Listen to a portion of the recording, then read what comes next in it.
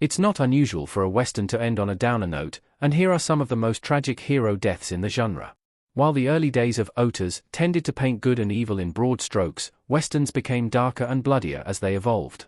The John Ford-John Wayne collaboration, The Searchers, is an early example of a game-changer, where Wayne's hero is as violent and hateful as any traditional villain. Clint Eastwood's Westerns would change things further, where there was a thin line between the good guys and the bad guys, and happy endings were far from guaranteed. The saddest Westerns take things a step further and kill their protagonists, either in a heroic sacrifice or to underline the story's themes. Executed well, these moments linger with audiences long after the credits roll, and avoid being empty shock value. Bone Tomahawk, 2015, Sheriff Hunt. Horror Western Bone Tomahawk became infamous for a particularly unpleasant death that happens in the third act, and it's easily the darkest film on this list. The movie is also a loose remake of The Searchers, where Kurt Russell's Sheriff Hunt and his posse seek to rescue a kidnapped woman from a clan of cannibals.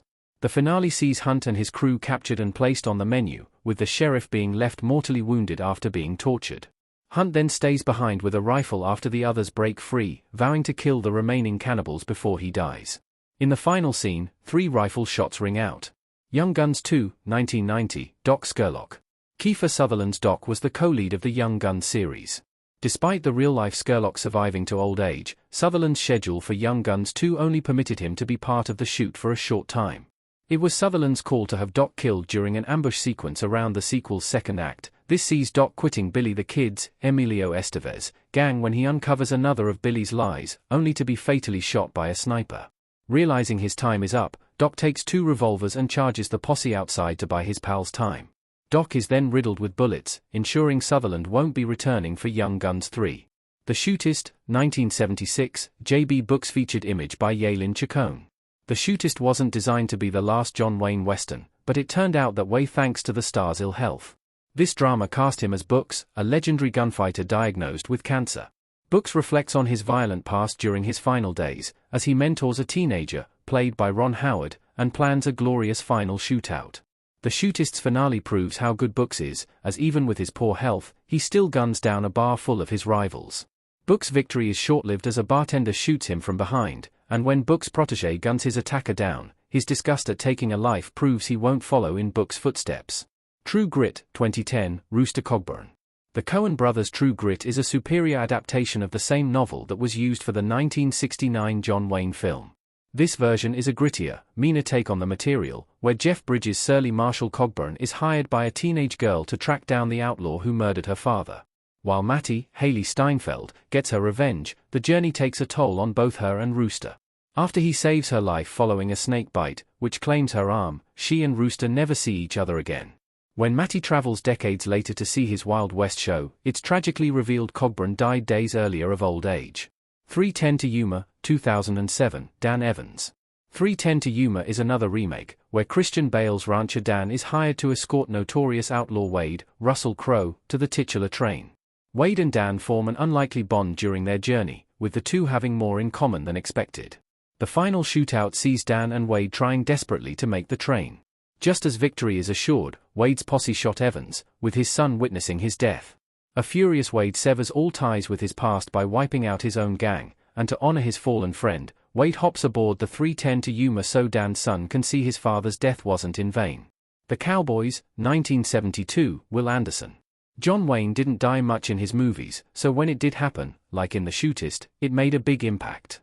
The most shocking example came with The Cowboys, where his gruff rancher hires a group of boys to help out on a cattle drive. Along the way, they run afoul of rustlers led by Bruce Dern's odious Watts. In a key moment, Wayne's Anderson and Watts come to blows, and the latter shoots him from behind.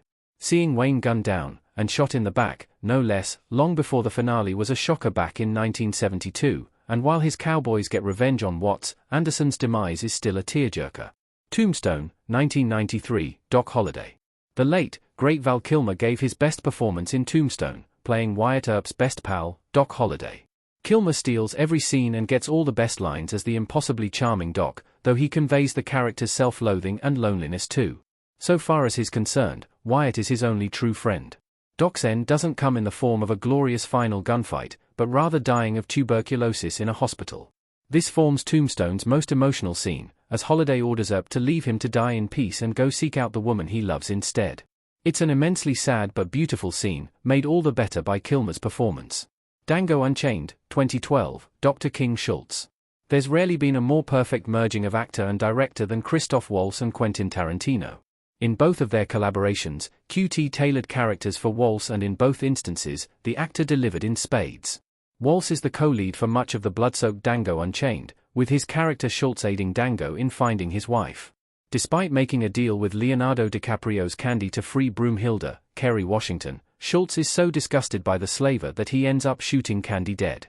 Despite knowing he will be killed by Candy's bodyguards for this, he tells Jamie Foxx's Django, "I'm sorry.